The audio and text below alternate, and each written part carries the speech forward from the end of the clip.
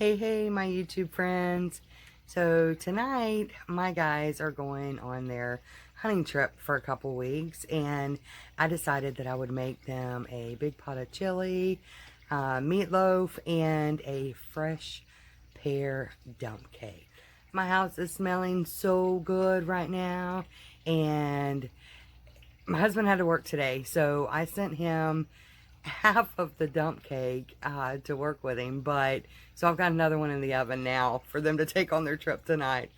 But it is absolutely amazing. I so wish we had smell-o-vision. All right, I'm gonna take you guys along with me, and we're gonna start cooking. The first thing we're gonna do is our meatloaf.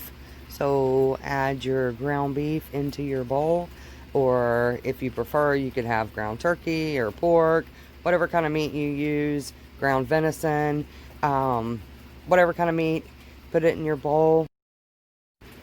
Next, we're going to add 3 large eggs. And I will say these are fresh brown eggs from our chickens that we have here at the house. Now we are going to add about 1/4 of a cup of mustard. Yep, that's about 1/4 of a cup. Now we are going to add 2 packages of Lipton onion soup mix.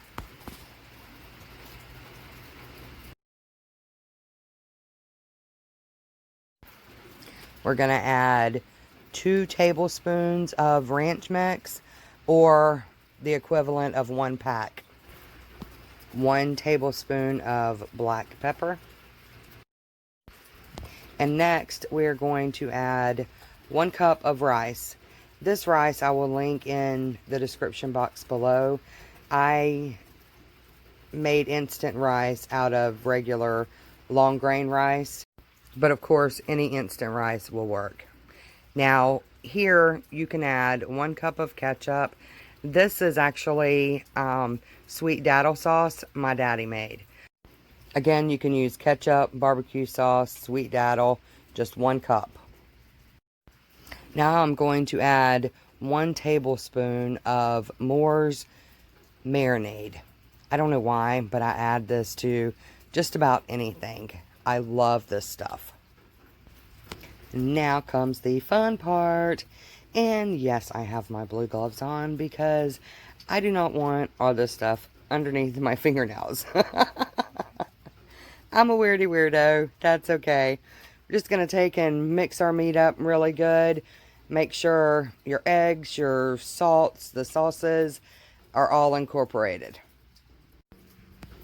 Now I have my 9x11 deep dish throwaway pan because, again, this is going hunting with the guys, so I am definitely not sending my good pans with them. But anyway, you're going to dump everything in your pan, smush it down real good. I don't really know if this is necessary, but I just like to make sure everything is packed down good. All the sides are, you know, tucked in and level, and that's just what I'm doing here. And I guess it's a good rule of thumb, you know, to always do this so your meat, everything cooks evenly. Now I'm taking a 1/2 cup of the sweet daddle sauce again, but you can use your ketchup, your barbecue sauce, whatever, and just spread it evenly over the top of your meatloaf. And we are almost done. Now I'm just going to take bacon, because bacon makes everything better. I'm going to take my bacon, just lay it across, cover the whole top of the meatloaf, and then we're going to put it in the oven. My oven has preheated to 375 degrees, and we will put this in here for 1 hour. This is my chili. It is almost done. It has been simmering for about 30 minutes, so I'm going to turn this off. I will also link my chili recipe down below. And our meatloaf is done. Guys, this meatloaf is absolutely amazing. You really should try this. The bacon on top is so super sweet.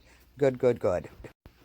Now for our dessert, we had some fresh pears that the guys brought me back from their last hunting trip, and I just made them like you would your apples.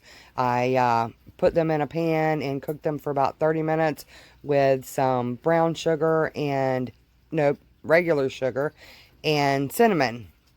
And, oh, yeah, it's good. It's good. I will definitely be doing this again. This is the first time I have used pears instead of apples. If you haven't tried it, you definitely should. Okay, now for the dump cake, all we're going to do is you put your pie filling in the bottom. In this case, we're using the pears. I'm going to take this pineapple supreme cake and sprinkle it on the top. Then I'm going to cut up a whole stick of butter and lay that on the top of the dry cake mix as well. You'll see that in just a second. And because I used this smaller pan, it's more like an oval, but it's kind of deep. I generally use either an 8x8 or a 9x11 cake pan. But because I used a smaller one and made the filling thicker, I only used half a bag of cake mix. But if you use the, the larger rectangle pans, you could definitely use the whole cake mix. Now here I'm just showing you where I'm adding the butter to the top. And you definitely want to use the whole stick of butter. And for a little extra, we're going to go ahead and add some ground cinnamon to the top of our cake.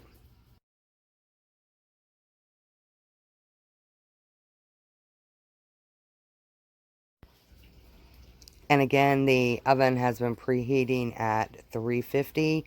We are going to let this cook for 35 minutes.